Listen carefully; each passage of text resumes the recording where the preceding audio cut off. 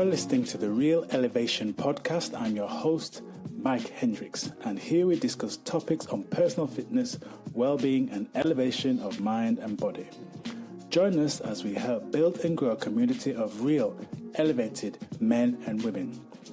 If you're currently feeling frustrated, flat, and fed up with life, or want to be a physically and mentally elevated individual, you're invited to join us each and every week here on the Real Elevation podcast. Welcome to the RE family and get ready to elevate your mind and body. Welcome to the Real Elevation podcast. I'm your host, Mike Hendricks, and today we have another outstanding, informative, and elevating show for you. Let me take this opportunity to welcome all first-time listeners to the podcast. And be sure to stay to the end of the show, where I will be sharing all my social media links where you can connect with me as we continue to grow and expand the Real Elevation podcast community. Welcome, excited to be with you. I have another great show for you today, something that's going to really help you as you continue on your elevation of mind and body and getting yourself in optimum fitness, well-being, and shape. Today we're going to dive into a topic that many people struggle with, and it seems becoming more and more popular, especially busy professionals, and that is how to save your failing fitness and thrive, my 4-step fix. How to save your failing fitness and thrive, my 4-step fix. Now, I know for a lot of people who don't participate in regular physical activity, they're not currently investing time in their well-being and their health, don't notice or see any major differences in their physical capacity. They may over the years notice that the weight goes up a little bit, but in terms of the general health, they don't notice anything different. And you may have seen me refer to this when I've used that wellness continuum. For a lot of people, that sat in that middle, not really feeling any signs or showing any signs of symptoms of illness, but at the same time, they don't really feel like they're thriving or really living their best life. And if you've not seen that wellness continuum, I will leave a link in the show notes so you can go check that out. But the reality is, if you're not currently investing time in your well-being, if you're not currently investing time in your health and not being proactive with it, you are moving backwards on that scale, moving towards disease and ultimately death. So here we're going to talk about how you can save your failing fitness and begin to thrive with my 4-step fix. Now, number one, you've heard me say this many times before, take personal responsibility and look to commit to commitment. It's easy to get overwhelmed when you're starting or embarking upon your fitness and well-being journey, and you may have some grand plans to do lots of different things and achieve this. But the key is, and I always say this to my clients, is obviously once you've set those SMART goals, aim for consistency. Build consistency over time. That's a key thing that you need to understand in order to start saving your failing fitness. When you're building consistently, you're building small habits. You're seeing those small wins being achieved, and that's going to encourage you, keep that motivation up, and instill discipline to keep going towards your goals. You've heard me say before, motivation gets you started, but discipline keeps you going. And by being consistent, you're building discipline. So look to commit to consistency. Take that responsibility. It's ultimately down to you. If you want to save your failing fitness, you want to get in a position where you're feeling more resilient, more robust, more energetic, more youthful, vibrancy, go about your day with more purpose, allow you to prosper and profit and be more productive. It comes down to you. It's down to you. Aim for consistency. Aim to commit to consistency and build those small habits. Things that you can look to do. Instead of saying, I want to get fit, you can set specific small goals and chunk those down. We spoke about this in episode 44. I'll leave a link in the show notes where you can make those big goals into small goals. Set yourself small wins instead of doing loads of exercises. Say, I'm going to do 10 minutes today. I'm going to do 5 minutes today. And look to be consistent with that. Break it, interweave it into your normal working day. Those are the key things that you need to consider doing in order to get yourself in a position where you're building those small, consistent habits. And by doing so, you're going to move towards your goals. Number 2, incorporate functional movement into your daily routine. Incorporate functional movement into your daily routine. Now, I've seen this many times before. For a lot of people that do start embarking upon their fitness and well-being journey, it's all about doing lots of hard, intense, very high-powered, all the time exercise. And I'm here to say that's not always the case. There is a time to go in hard, there is a time to work intensely, but what often happens is people exclude basic functional movements that's going to help them to build a strong, robust body. And when I'm talking about functional movements, I'm talking about movements that's going to serve you in your everyday life. One of the things that people struggle with is pain, and that's due to lack of poor posture or bad posture and lack of mobility and flexibility in and around the joints. But if you're incorporating functional movements that are patterns that you do in your everyday life, so we're talking about lunges, we're talking about squatting, we're talking about twisting, we're talking about bending, these type of movements people often omit from their workout, and that helps to contribute to their fitness being kind of pointless in the sense that they're doing lots of strong work, but it's not strong work that they can utilize in their everyday life. So if you incorporate things such as squats, such as lunges, such as bends, such as pulls, such as pushing, if you think about getting in and out of a car, what are the movement patterns that are going on in that particular movement? You're twisting, you're bending, you're lunging, and if you've got poor mobility, poor flexibility, doing a simple task like getting in and out of a car becomes a bit of an issue. So making sure that you're being smart, you're incorporating functional movement patterns is a surefire way that you're going to help to stop your failing fitness continuing down that path. And you can do simple things like a lot of us spend a huge amount of time sat in front of a screen, sat in front of a desk, driving a desk, as I say. So in order to be smart and combat the negative aspects of spending a lot of time in front of a screen, you can start doing things like simple stretches.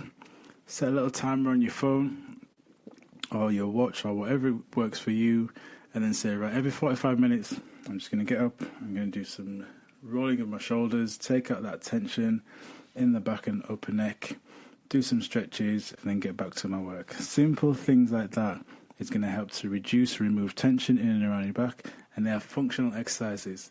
When you are doing your exercises, whether it's in the gym or not in the gym, you can do things such as lunging, squatting, things that's going to help to strengthen the body in a real global and integrative way. Other things you could do, simple things like, right, I'm going to start doing a little bit more walking or doing more steps. How can you do that?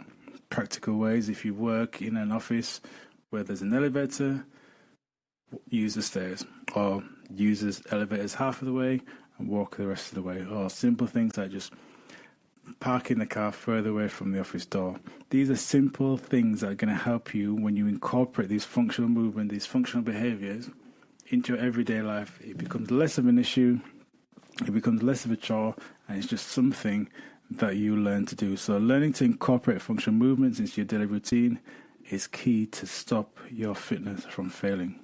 Number 3, learn to optimize your nutrition for energy and health.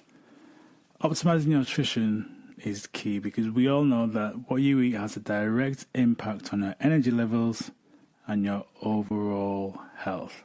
So what I'm encouraging you to consider is to start eating more real food, more whole food, more organic food as often as possible. Now, when we're talking about real food, we're talking about food that doesn't have a barcode and is as close to nature as it was intended to be. So something that's got zero refinement or minimum refinement.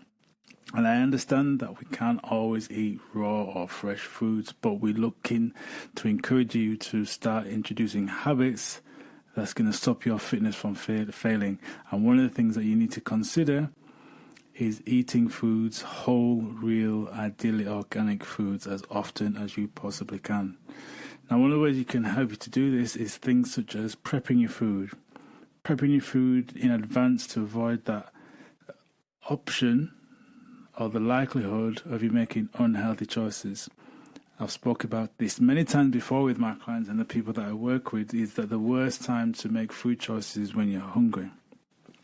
And one of the ways you can make better food choices and to stop yourself from going down that slippery side of just getting something when you're hungry is to prep your food. So spend a couple of hours, ideally an evening or a weekend, just prepping food, place it away in meal boxes, and then you have food, not for every day, but maybe for most days of the week, prepped, ready to go. It's a real simple, convenient way.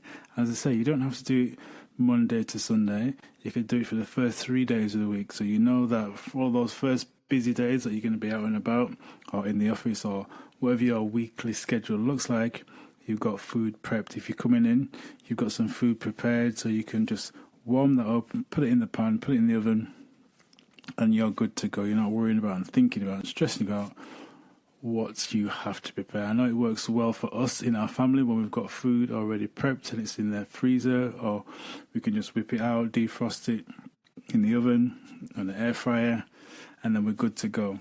So prepping your food is a simple way that you can do that. So eating healthy foods and learning to eat real foods and helping to eat foods that's going to help to energize the body, help to heal the body, and to help promote and boost your health.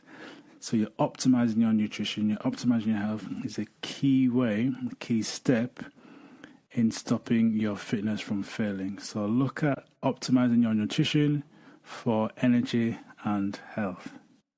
Before we get into the fourth and final step, I want to take this opportunity to thank you.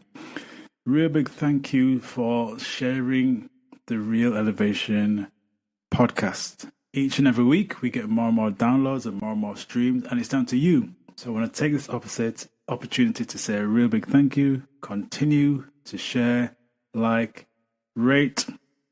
As more times you do that, the more ears will hear the Real Elevation podcast as we grow our reach and we spread this message about real elevation of mind and body so you can find freedom through fitness. Also, why not connect with us on our different social media platforms? You can connect with me on LinkedIn. Just search for Mike Hendricks. You'll find me on there, commenting, sharing.